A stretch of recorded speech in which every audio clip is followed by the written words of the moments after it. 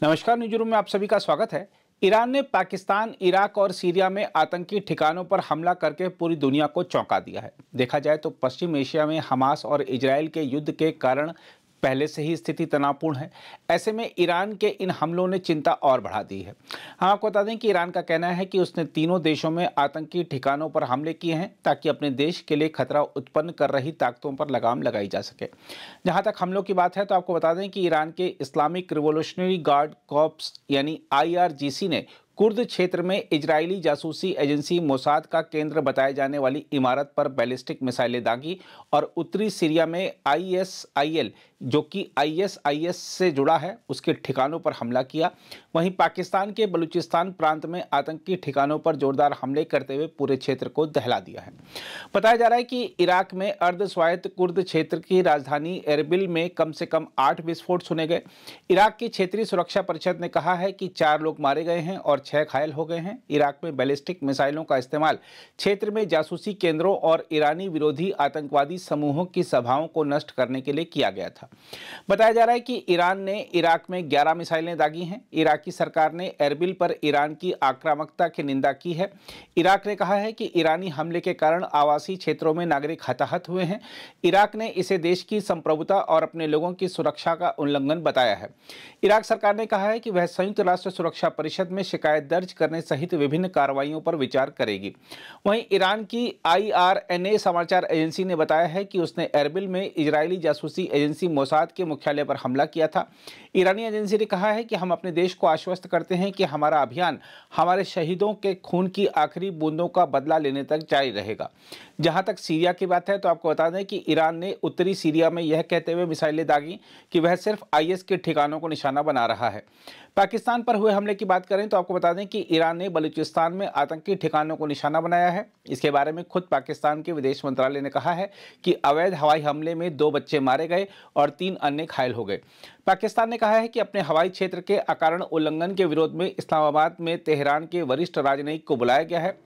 Pakistani social media accounts पर जानकारी दी गई है कि मिसाइल और ड्रोन हमलों का लक्ष्य बलूचिस्तान प्रांत था जो दोनों देशों के बीच 1000 किलोमीटर की सीमा पर स्थित है। ईरान की अर्ध सरकारी समाचार एजेंसी ने कहा है पाकिस्तान में जैश अल धुल्म यानी कि जैश अल अदल नाम से भी जाना जाता है। इस आतंकवादी समूह के 2 प्रमुख ठिकानों को विशेष रूप से लक्षित किया गया और सफलतापूर्वक ध्वस्त कर दिया गया। समाचार पत्र डॉन की एक रिपोर्ट के अनुसार जैश अल अदल आतंकवादी समूह ने ईरानी सुरक्षा बलों पर हमले किए हैं। उधर ईरान में बताया जा रहा है कि हमले सुन्नी आतंकवादी समूह जैश अल अदल के ठिकानों को निशाना बनाकर किए गए थे। हम आपको बता दें कि सीमावर्ती क्षेत्र में बलूची अलगाववादियों और अन्य आतंकवादी समूहों की गतिविधियों के कारण ईरान और पाकिस्तान के बीच लंबे समय से तनावपूर्ण संबंध रहे हैं। इसके अलावा ईरान को लंबे समय से पाकिस्तान पर संदेह है कि वह आतंकवादियों को पनाहगाह मुहैया करा रहा है और संभवतः तेहरान के कट्टर प्रतिद्वंदी सऊदी अरब के साथ समन्वय करके ईरान की दक्षिण पूर्वी सीमा पर अस्थिरता पैदा कर रहा है। हम आपको यही बता दें कि ईरान की ओर से यह हमले इसलिए किए गए हैं ताकि वह अपने देश में पिछले दिनों हुए हमले का बदला ले सके। 3 जनवरी को ईरान के करमन शहर में दोहरे आत्मघाती बम विस्फोट हुए थे जिसमें 80 से अधिक ईरानी मारे गए थे। उस हमले की जिम्मेदारी इस्लामिक स्टेट ने ली थी। ईरान मानता है कि हमलों के पीछे जैश अल अदल का भी हाथ है, इसलिए उसने इसके ठिकानों पर हमला बोला। इसके अलावा यह भी माना जा रहा है कि ईरान में सरकार के खिलाफ जो नाराजगी उपज रही है उसकी ओर से ध्यान हटाने के लिए भी यह हमले किए गए हैं। हम आपको यह भी बता दें कि ईरान ने पाकिस्तान पर हमले ऐसे समय किए हैं जब ईरान के विदेश मंत्री हुसैन अमीर अब्दुल्लाहियन ने मंगलवार को स्विट्जरलैंड के दावोस में विश्व आर्थिक मंच की बैठक से इतर पाकिस्तान के कार्यवाहक प्रधानमंत्री अनवर उल हक काकर से मुलाकात की थी। बहरहाल आतंकवादियों से जुड़े ठिकानों को निशाना बनाकर ईरान की ओर से हवाई हमले किए जाने पर पाकिस्तान ने ईरान को गंभीर परिणाम भुगतने की चेतावनी दी है। देखना होगा कि क्या पश्चिम एशिया की अशांति दक्षिण एशिया को भी प्रभावित करती है। आइए देखते हैं रक्षा विशेषज्ञ कमर आगा इस मुद्दे पर क्या जानकारी दे रहे हैं। बॉर्डर एरियाज पे जो ईरान और पाकिस्तान के बीच का जो बॉर्डर एरिया है वहां के पास ये लोग ईरान की सेना के ऊपर अटैक करना या बॉर्डर सिक्योरिटी फोर्सेस पे अटैक करना, ईरानियन जो एलीट रिवोल्यूशनरी गार्ड्स हैं उनके ऊपर ये लोग अटैक करते रहते हैं। ईरान ने कई बार पाकिस्तान को इससे पहले वार्निंग भी दी थी कि ये इस तरह की जो एक्टिविटीज हैं या हरकतें हैं उसको बंद करना चाहिए, लेकिन पाकिस्तान एक जो है ये एक्टिविटीज में कोई रोक नहीं थी। ये सारे ग्रुप्स वो हैं जिनको पाकिस्तान ने ही ट्रेनिंग दी थी और पाकिस्तान ने अलग अलग कंट्रीज के लिए वहाँ पे सेंट्रल एशियन रिपब्लिक्स जितनी हैं उन सब के जो मिलिटेंट ग्रुप्स हैं पाकिस्तान के अंदर ही ऑपरेट करते रहते हैं, वहीं पे इनके मिलिटेंट ग्रुप्स हैं। जैश ए अदल जो है ये बेसिकली इससे पहले एक ग्रुप होता था जुंदाला जो था और वो उसका ऑफशूट है, उससे निकले हुए ये ग्रुप है, उन्हीं लोगों ने इसको बनाया है। पाकिस्तान की बराबर ये हरकतें रही हैं कि जब कोई ऑपरेशन करने होते हैं, एक ग्रुप काफी दिनों से ऑपरेट करता रहता है तो फिर उसके सब ग्रुप बना देता है और उन ग्रुप्स के नाम से ये ऑपरेशंस होते हैं। जैश-ए-अदल भी जो है ये देवबंद तहरीक ये आइडियोलॉजी में बिलीव करता है। ये प्योर सुन्नी इस्लामिक स्टेट बनाने का इनका काम है। ईरान का कहना यह है कि इस समय जो उसकी हरकतें थीं या जो एक्टिविटीज थीं वो इस कारणवश होनी ताकि वो जो पश्चिमी एशिया है उसमें एक बड़ा रोल न कर पाए और उसकी अटेंशन डाइवर्ट करने के लिए समय ये अटैक किए जा रहे थे उसके ऊपर।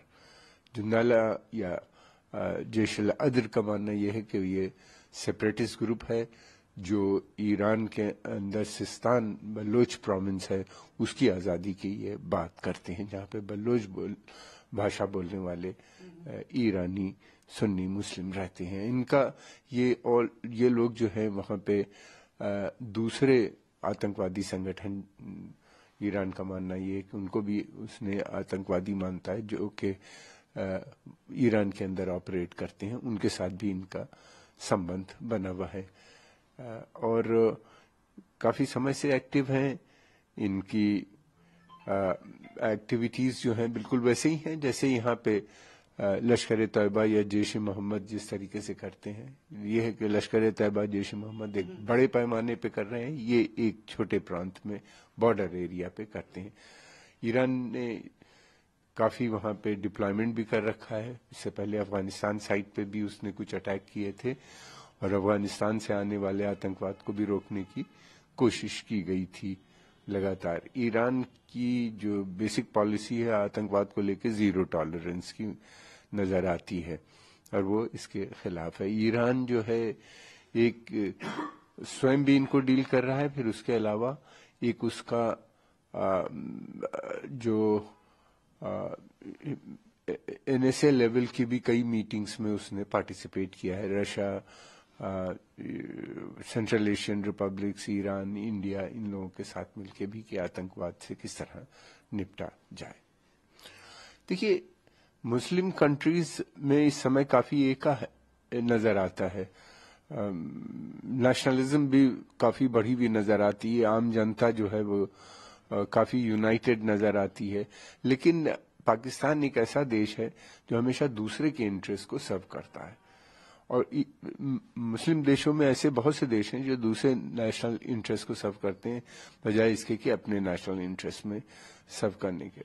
पाकिस्तान का तो ये पुराना तरीका रहा है कि उसने अमेरिका से पैसा लेके अफगानिस्तान में आतंकवादी संगठनों को बनाया, फिर उसके बाद उसने और दूसरे जगहों के भी आतंकवादी संगठन। पाकिस्तान इस तरह की गतिविधियों में काफी समय से इन्वॉल्व है। पाकिस्तान के पास कोई टेक्नोलॉजी या पैसा देके या प्रोजेक्ट्स ऑफर करके इन मुल्कों में तो कर नहीं पाता। वो एक ही चीज का इस्तेमाल करता है, धर्म का इस्तेमाल करता है और धर्म के माध्यम से अपना वर्चस्व इन देशों में बनाने की कोशिश करता है। उसके ऊपर एक चार्ज ये भी है कि ये अलग अलग देशों से पैसा लेके ईरान की जो इस समय जो स्थिति है, ईरान का जो कंसंट्रेशन है वहाँ पे उसको पश्चिम एशिया में उसको डिस्टर्ब करने की कोशिश कर रहा है। हमको थोड़ा और वेट करना चाहिए, डिटेल रिपोर्ट आ जाए और देशों की कमेंट करना हो, जुंदाला हो या ये जो जैश-ए-अदल जो है आर्मी ऑफ जस्टिस इसका नाम है। ये जितने भी ग्रुप हैं ये सबको ईरान और बहुत से देशों ने, अमेरिका समेत देशों ने इनको आतंकवादी भी घोषित कर रखा है। भारत काफी समय से कह रहा है कि पाकिस्तान की जो ये गतिविधियां हैं इस पे रोक लगनी चाहिए। पाकिस्तान और भारत ने ये कई बार ऐलान किया और कहा कि हम बातचीत भी नहीं करेंगे पाकिस्तान से जब तक कि आतंकवाद वहां से आ रहा है, दहशत तो बातचीत नहीं करेंगे। मैं समझता हूं कि अंतर्राष्ट्रीय समुदाय को ये बात को देखना चाहिए, समझना चाहिए कि भारतवर्ष अकेला विक्टिम नहीं है पाकिस्तान से आने वाले आतंकवाद का, बल्कि और भी दूसरे पड़ोसी देश भी उससे इस बार भी चिंतित हैं और वो भी विक्टिम हो चुके हैं पाकिस्तान से आने वाले आतंकवाद की। एक चीज और तलब है कि भारत, ईरान और सेंट्रल एशियन रिपब्लिक्स, ये इनका एक नेशनल सिक्योरिटी एजेंसी जो है भारत की, उसके साथ मिलके भी ये लोग आपस में भी काउंटर टेररिज्म की बात करते रहते हैं। जरूरत बात यह कि एक रोबस्ट जो है अलायंस बनाने की आतंकवाद के खिलाफ, जो कि पाकिस्तान या अफगानिस्तान की भी हालात बहुत खराब है, वहां से आने वाले आतंकवाद को रोकने में समर्थ हो सके।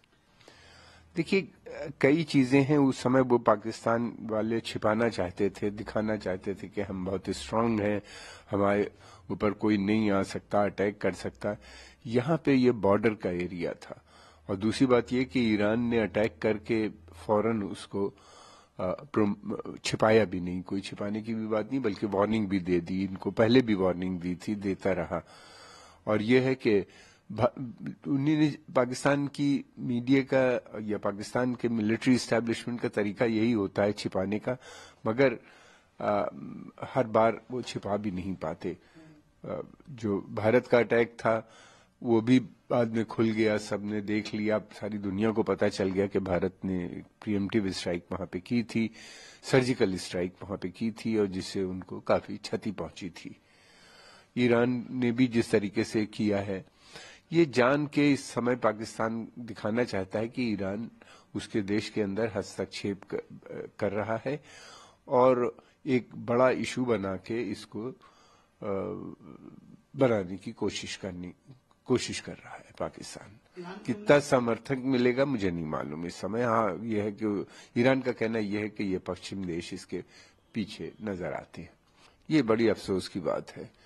बच्चों की मौत होना, ये कैसे बच्चे मरे ये नहीं समझ में आ रहा। ये या तो उन्हीं लोगों के बच्चे होंगे या उसकी चपेट में आ गए वहां पे। ये बहुत अफसोस की बात है इसका। देखिए, ईरान का कहना यह है कि उसके सर्वाइवल का सवाल है और वो उसके ऊपर बेपनाह वो लगे हुए हैं, प्रतिबंध अमेरिका ने लगा रखे हैं, उसको हर तरह से कंटेन करने की कोशिश कर रहा है। दूसरी तरफ यह है कि ईरान ये भी देख रहा है कि उसका, देखिए, दो अलग अलग चीजें हैं। पाकिस्तान का अटैक अलग है और जो वहां पे अटैक हुआ है इराक में वो अलग है। इराक ने उसकी कंप्लेंट भी की है और इराक ने प्रोटेस्ट नोट भी उनको दिया है कि उन्होंने कहा, इराक की जो सरकार है, हालांकि वो प्रो ईरानियन गवर्नमेंट है, मगर उसने कहा कि ये उसके इंटरनल मामले में हस्तक्षेप है और उसने उनसे एक्सप्लेनेशन भी डिमांड किया है।